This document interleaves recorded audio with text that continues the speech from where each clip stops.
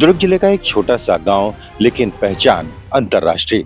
ग्राम पुरई, जिसे आज पूरे प्रदेश में खेल ग्राम के नाम से जाना जाता है। यही वो गांव है जहां तालाब में तैराकी सीखने वाले बच्चे आज देश दुनिया में मेडल जीत रहे हैं। अब इसी गांव में ग्रामीणों के सहयोग से बनने जा रहा है इंटरनेशनल स्विमिंग पूल, वो भी बिना किसी सरकारी मदद के।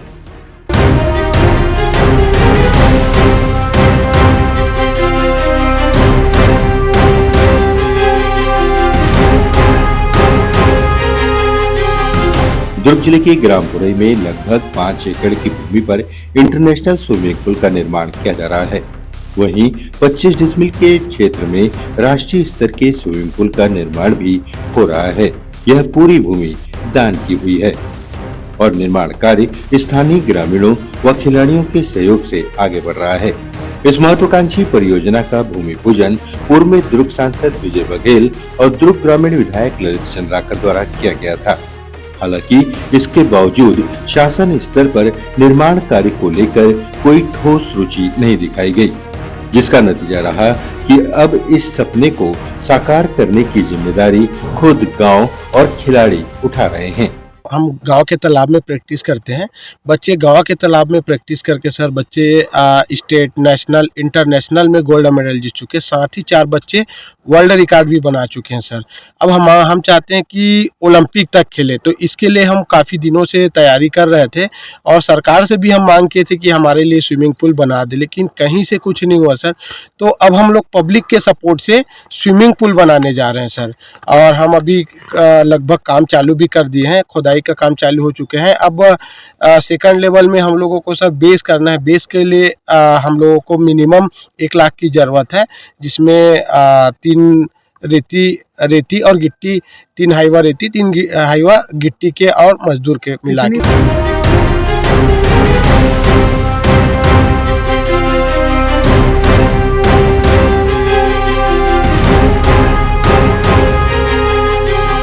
निर्माण कार्य में प्रतिदिन 50 से 60 खिलाड़ी श्रमदान कर रहे हैं। खिलाड़ियों के साथ साथ ग्रामीण भी कंधे से कंधा मिलाकर काम कर रहे हैं।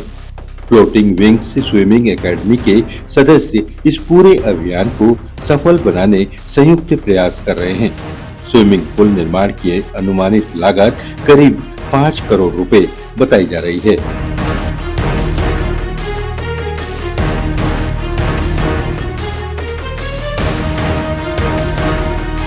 ये सर खेलगांव पुरई में निर्माण हो रहा है। 1.5 एकड़ की जमीन है सर। कितना सर पूरे बनाने में तो मिनिमम हम लोग को 5 करोड़ की बजट है, लेकिन अभी हम शुरुआत किए हैं सर। सर जमीन दान किए गए हैं और उस जमीन में हम लोग बना रहे हैं। दरअसल इस गांव में तैराकी की नींव रखी नेशनल तैराक ओम कुमार ओझा ने। साल 2008 में उन्होंने गांव के बच्चों को प्रशिक्षण देना शुरू किया।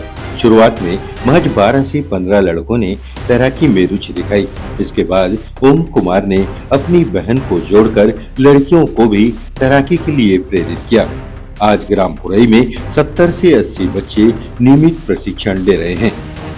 अब भी ये खिलाड़ी गांव के तालाब में ही अभ्यास कर रहे हैं और अपने हुनर को निखार रहे हैं। खिलाड़ियों की प्रतिभा का अंदाजा इसी बात से लगाया जा सकता है कि अब तक इस गांव के 200 से ज्यादा बच्चों ने राष्ट्रीय स्तर पर मेडल हासिल किए हैं। वहीं 8 खिलाड़ियों ने इंटरनेशनल स्तर पर देश का नाम रोशन किया है। इतना ही नहीं, ग्राम पुरई के खिलाड़ियों के नाम golden book of world record में भी दर्ज हैं। इसी गांव की खिलाड़ी तनुश्री कोसले ने यहां 5 घंटे लगातार तैरने का वर्ल्ड रिकॉर्ड बनाया था। इतनी बड़ी उपलब्धि के बावजूद प्रदेश सरकार ने तैराकी खिलाड़ियों की उपलब्धियों को लगातार नजरअंदाज किया। सरकारी मदद के अभाव में आज भी ये खिलाड़ी आत्मनिर्भरता और श्रमदान के बल पर आगे बढ़ रहे हैं। मैं अभी हाल ही में अभी NIS करके आई हूँ। मैं छत्तीसगढ़ की पहली स्विमिंग में NIS महिला स्विमिंग NIS। सर मैं तो सभी से यही जन सहयोग से यही मांग करती हूँ सर मैं कि हमारे जो अभी हमारे जो काम है स्विमिंग पूल बना रहे हैं उसमें हमें सपोर्ट करें, सहयोग दें। सर हमें तो अगर स्विमिंग पूल नहीं होने के कारण सर हम जैसे तालाब में प्रैक्टिस करते हैं तो तालाब में बहुत सारे दुर्घटना होने के चांसेस होते हैं सर, और हमारे जो गर्ल्स होते हैं उनको भी प्रॉब्लम होते हैं सर प्रैक्टिस में चेंज करने में, ये सब चीज़ में सर मैं जोड़ना तो बहुत लोगों को चाह रही हूँ सर, लेकिन हमारे पास अभी तालाब है तो हम तालाब में ज़्यादा बच्चे नहीं ले सकते हैं, जो हमें रिस्क होते हैं सर, तो हम अलग अलग बैच में प्रैक्टिस कराते हैं। तो हमारे जो गर्ल्स हैं बहुत अभी हमारी जो एकेडमी में देखे जाए तो सर कि गर्ल्स ही ज़्यादा हैं, तो हमारे जो वहाँ पे जैसे चेंजिंग रूम नहीं हो पाते हैं तो फिर भी हमारे बच्चे बहुत एडजस्ट करके स्विमिंग चेंज करते हैं। कोई बच्चे ऐसे होते हैं जो कॉस्ट्यूम में ही घर जाते हैं कि चेंज करने के लिए हो नहीं पाते हैं। तो ग्रामपुरे की ये कहानी बताती है कि अगर जुनून, समर्पण और सामूहिक प्रयास हो तो संसाधनों की कमी भी सफलता की राह नहीं रोक सकती। अगर पुरई सिर्फ एक गांव नहीं बल्कि खेल भावना, समर्पण और आत्मनिर्भरता की मिसाल बन चुका है। अब देखना होगा कि इनका यह प्रयास कितना रंग लाता है। ग्रामपुरई से लोकतंत्र प्रहरी के लिए मेरे सहयोगी नाहिद शेख के साथ मैं हूं सुरेंद्र ठाकुर।